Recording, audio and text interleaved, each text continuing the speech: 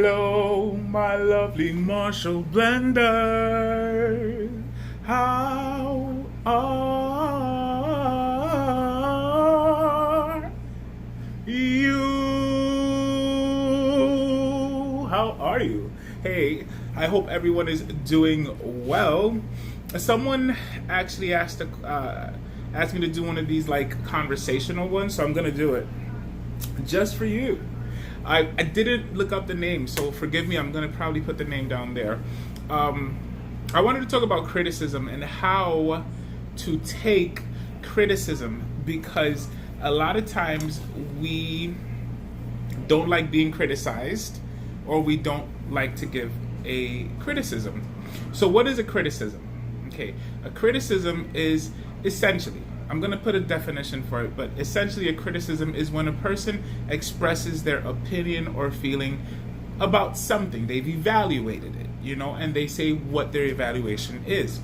Now, there are different types of criticism. The very popular one is the one that they call a constructive criticism. And constructive criticism essentially means it's an opinion of an evaluation, and they tell you what they think you need to do to improve. So literally it comes from construct your building, So the constructive criticism is designed to build a person. So let's say you didn't know how to do something, but in your head you was killing it, and someone who is able to observe and see a deficiency in something you're doing, they're like, hey, you know what? You do great with this and that, but this is where you're lacking, and you need to be able to fix that. So that's a constructive criticism, because guess what? What you thought was 100% really wasn't, and because of that help, now it builds up that grade, builds up the quality. There is also something called a destructive criticism. So constructive builds up, destructive has the purpose of demolishing whatever it is that you're building or what you're doing. So someone would come and say, I don't think you're doing it right. It's not, there would be different things that their opinion they would express that would have the purpose of making whatever you're building, whatever you're doing, to stop. And not only stop, but stop and break whatever you did. Have you ever seen a child that gets angry because someone says something about like, let's say a sandcastle or a block house or a card house, and they're like, oh baby, you need to do this and this and that? Well, the kid hears it and they're like, and they just kick it. Well, that's the intention of destructive criticism. The person that's giving you that kind of criticism wants you to not just stop, but they want you to break things. Now, the reality is this, guys. Criticism is like a mouth. Everyone pretty much has one, and not everybody knows how to use it. So because the criticism does come from the mouth, that analogy is good. But also, the criticism, remember, criticism can be positive or negative, can be constructive or destructive. So the criticism that is being given or directed to you, it does have some power. The reality is, human beings, when we say something, our words have power, okay? They have psychological power. So it's not to say sticks and stones will break my bones, but words will never hurt me. That's a lie. The words that come out of a person's mouth does have power.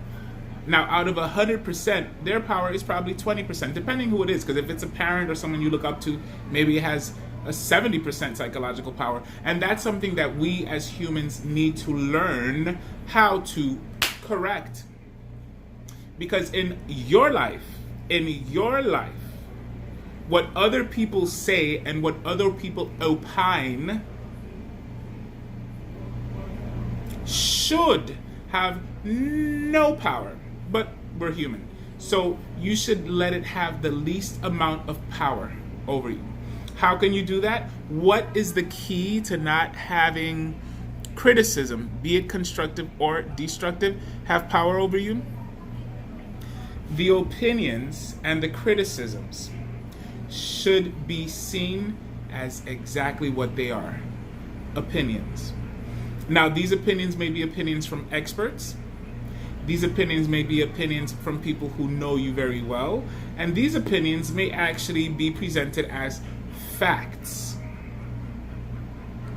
So what you have to do is know yourself. You have to know yourself, because if you know yourself, then the criticisms, be they constructive or destructive, will not have an unbalanced effect on your psyche. They won't have an unbalanced effect on your emotions. They won't have an unbalanced effect on your esteem, your self-esteem. So what does that mean? That means that if somebody says, oh my goodness, you're absolutely amazing, you're the best at this, and you are number one, you're the top, that should not make you feel, shouldn't do that.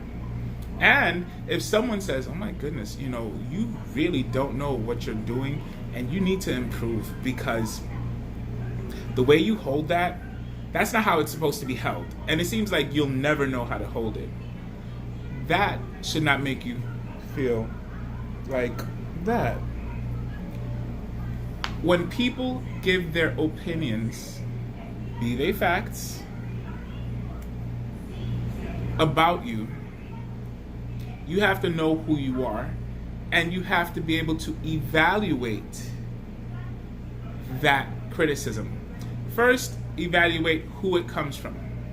But sometimes you'll be surprised. It will come from a person who you cannot stand and who cannot stand you, but that criticism that they're saying is really one that you need to hear, because you do need to make a modification in something. And sometimes it'll come from someone that you like, and it'll be easier to analyze. But if you know yourself, the criticism will neither destroy you nor build you. You will take it as a tool that you can use to do with what you want. So how do you manage criticisms? Know yourself. Secondly, analyze who it is that is giving you the criticism. Thirdly, analyze the information that is given, regardless of how it was given. It could have been given with a negative tone. It could have been given with a yelling voice. But analyze the words that are being said. And if what is being said to you is true, make the change. Make the correction. Take the criticism and make the correction. And don't be angry with the person. Don't be angry with the person. Everybody needs criticism. Without criticism, we do not learn. Constructive criticism, destructive criticism, those are both things that are relative. And they're relative to how you take it. How you take it, or whether if you choose to take it or throw it out in the garbage. But it's relative. So to conclude and to finalize, if you receive criticism from someone, be it someone you respect a lot or someone you don't really know, analyze it, but don't take it as an order or as an evaluation that now you have to process in your head as 100% true. Get what I'm saying? You analyze it and you see what benefits you can take from it. So hopefully this was a good conversation. If it wasn't, too bad. Let me stop. Ay, ay, ay. Goodbye, my lovely Marshall blenders. I'll see you soon. Doop, doop, doop. See ya.